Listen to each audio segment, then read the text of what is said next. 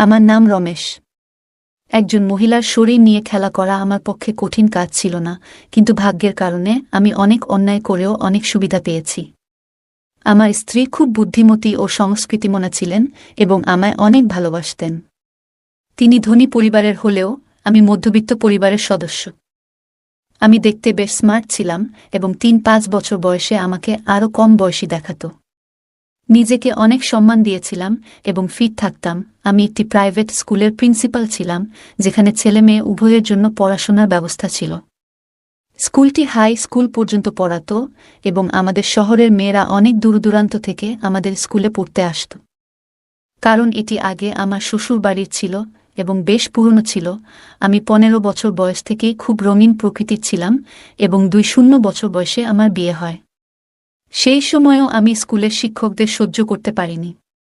একদিন এক সুন্দরী মহিলা এসে বললেন, স্যার, আমি গরিব, আমার ছেলেকে আপনার স্কুলে ভর্তি করে দিন। রমেশ বুদ্ধিমান মানুষ ছিলেন এবং তিনি একদিন এক মহিলার সঙ্গে দেখা করেন যিনি তার ছেলেকে শিক্ষিত করতে চেয়েছিলেন।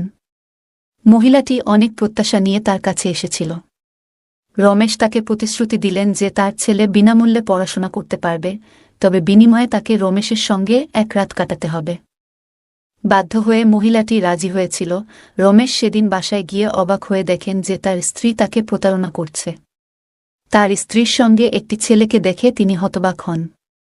এরপর রমেশকে একটি মেয়ে তার অফিসে দেখা করতে চেয়েছিল। তিনি ইচ্ছাকৃতভাবে তাকে অপেক্ষা করিয়ে রেখেছিলেন যাতে সে ক্লান্ত হয়ে চলে যায়। কিন্তু মেয়েটি অপেক্ষা করতে থাকে। শেষে অফিসের দরজায় মেয়েটি এবং আয়া তর্ক শুরু করে এবং রমেশ তা উপভোগ করেন। কিছুক্ষণ পর আমি আমার পরিবারের অন্য সদস্যদের আওয়াজ শুনতে পেলাম, তখন হঠাৎ মেয়েটিকে থামাতে হল। স্নেহা মেয়েটি ঝাঁপিয়ে উঠে অফিসের দরজা খুলতেই আমি রেগে গিয়েছিলাম। আয়া আমাকে বাইরে দেখে স্নেহাকে নিয়ে চলে এলো এবং কান্নায় ভেঙে পড়ল। বলল, স্যার, একবার আমার কথা শুনুন। আমি স্নেহাকে নিয়ে অফিসে ঢুকে দরজা বন্ধ করলাম।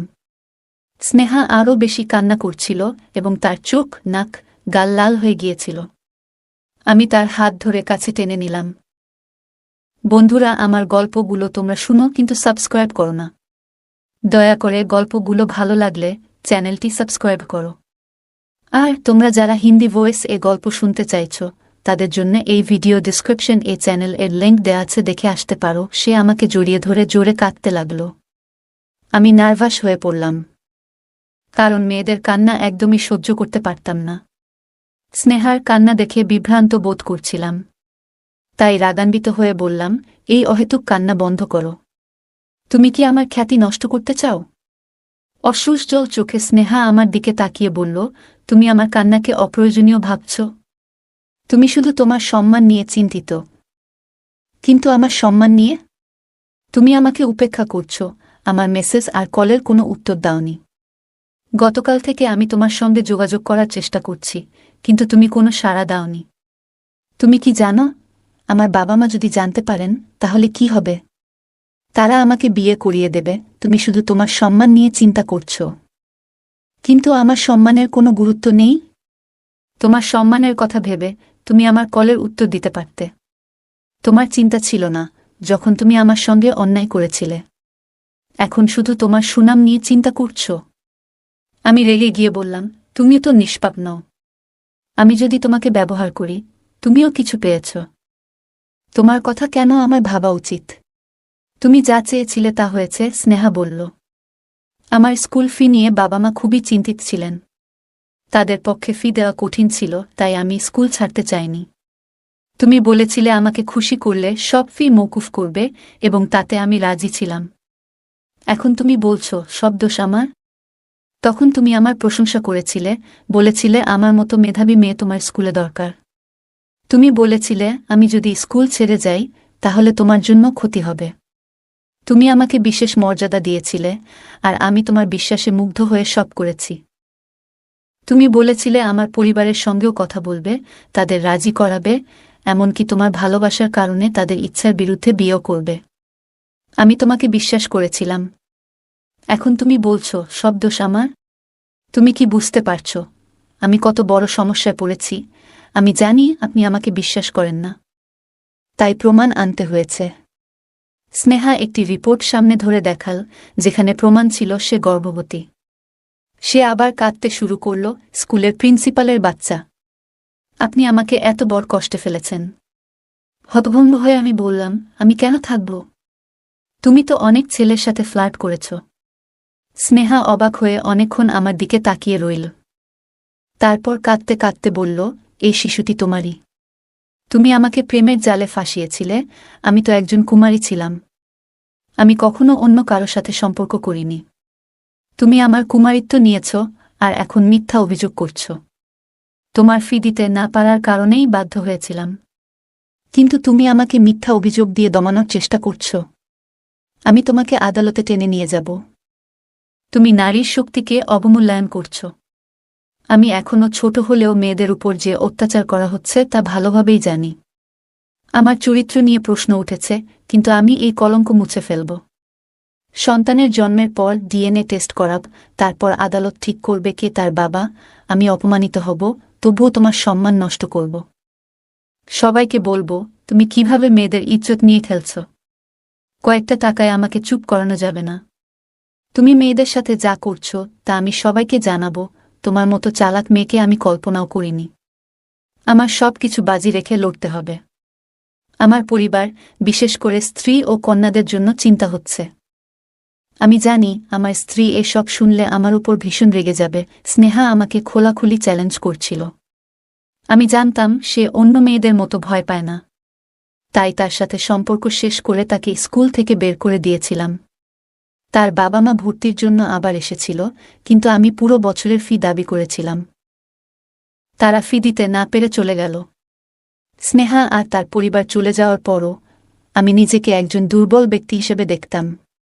একসময় আমি শিক্ষক হিসেবে কাজ করতে এসেছিলাম, কিন্তু আমার স্বভাব দুর্বল। আমার বাবা ছিলেন স্কুলের প্রিন্সিপাল, আর আমি জানতাম মেয়েদের কিভাবে ইমপ্রেস করতে হয়।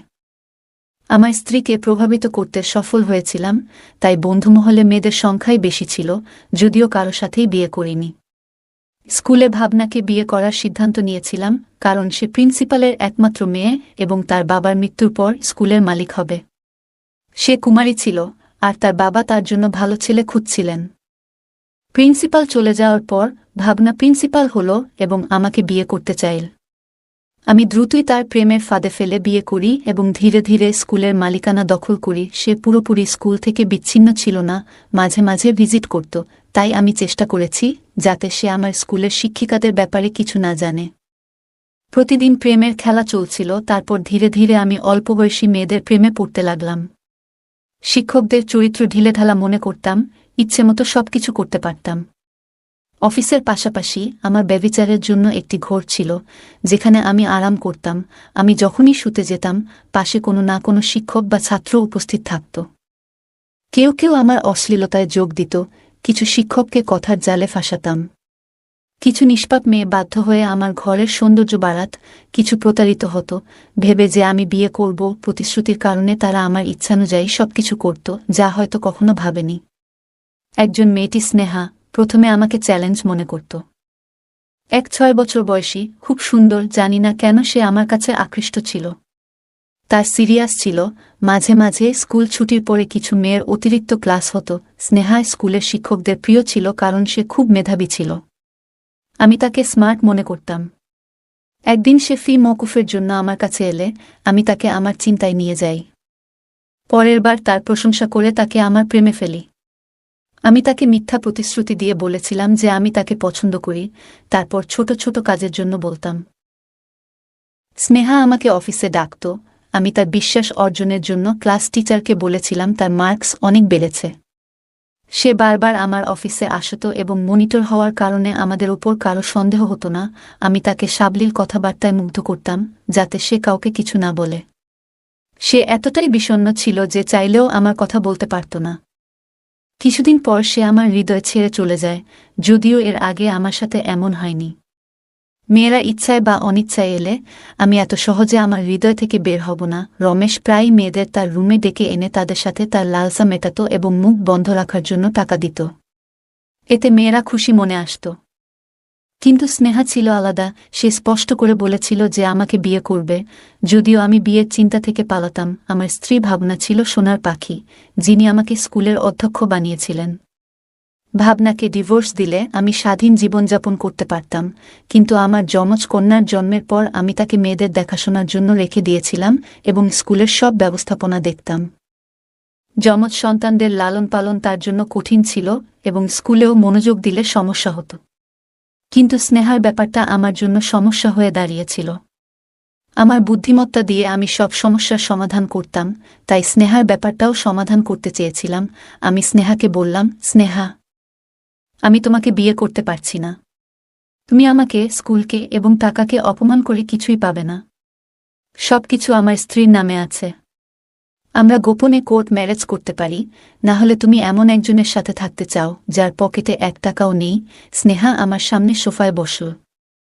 আমি বললাম, আমি স্কুলের প্রিন্সিপাল। কিন্তু বাস্তবে কিছুই না, শুধু ধনী মানুষ। আমার স্ত্রী প্রিন্সিপাল হতে বলেছে।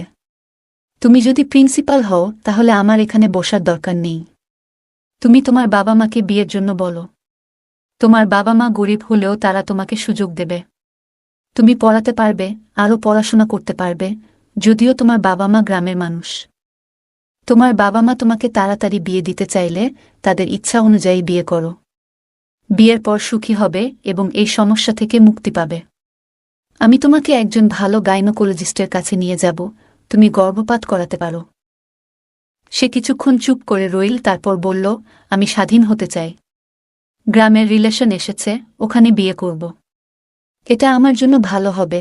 আমি প্র্যাকটিক্যাল হয়ে ভাবলাম, আমার হাতে স্কুল থেকে কোনো আয় নেই, তাকে সুন্দর জীবন দিতে পারব না। তাই তার বোঝাপড়া দেখে তাকে সাহায্য করতে রাজি হলাম। তাকে বললাম, আমি এখন 1-2 ঘন্টার জন্য তোমাকে ডাক্তারের কাছে নিয়ে যাব, তারপর তুমি এই বিষয়টি ছেড়ে দেবে। সে রাজি হল। আমি এক বন্ধুর মাধ্যমে স্নেহার প্রস্রাবের রিপোর্ট পেলাম এবং তাকে বললাম কাউকে কিছু না বলতে। স্নেহাকে ডাক্তারের কাছে নিয়ে যাই। ডাক্তার বললেন, এটি সাধারণ ঘটনা নয় এবং গর্ভপাত করাতে ঝুঁকি ছিল। অনেক মেয়েকে এখানে নিয়ে এসেছি, কিন্তু স্নেহার ক্ষেত্রে সমস্যা হচ্ছিল। শেষ মুহূর্তে স্নেহার স্বাস্থ্য অবনতি হল এবং সে মারা গেল। ডাক্তারের সমস্যা হওয়ার সম্ভাবনা ছিল, তাই তাকে মোটা অঙ্কের টাকা দিয়ে চুপ করানো হল।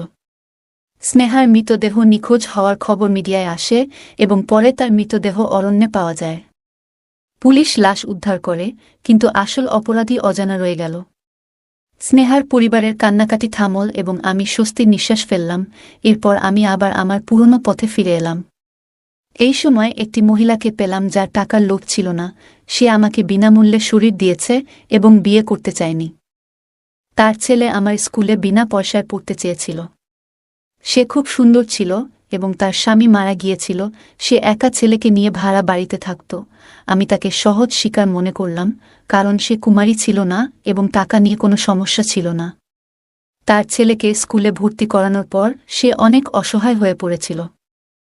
আমি তাকে আমার স্পেশাল রুমে আসতে বললাম। সে কাঁদতে লাগল। আমি বললাম, তুমি রাজি হলে কান্নার কি আছে? যদি না পারো, এখান থেকে চলে যাও এবং তোমার ছেলেকেও নিয়ে যাও। সে তার ছেলের লেখাপড়া বন্ধ হতে পারে ভেবে আমার সাথে রুমে আসতে রাজি হল। সে আমার সাথে থাকাকালীন অশ্রু থামছিল না। আমি তাকে জানিয়েছিলাম যে ভিডিওটি মুছে ফেলা হবে, তবে তাকে আসতে হবে যখনই ডাকব। সে রাজি হল, কারণ সে তার ছেলেকে স্কুলে রাখতে চেয়েছিল। একদিন বাড়ি ফিরে দেখি আমার মেয়ে কান্নাকাটি করছে।